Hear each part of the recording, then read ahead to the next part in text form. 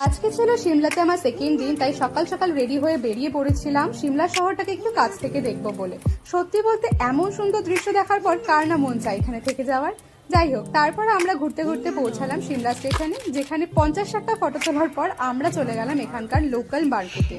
তারপর ওখানে কিছুক্ষণ ঘোরাঘুরি করার পর আমরা রেডি হয়ে গেছিলাম আমাদের সাইট সিনে যাওয়ার জন্য।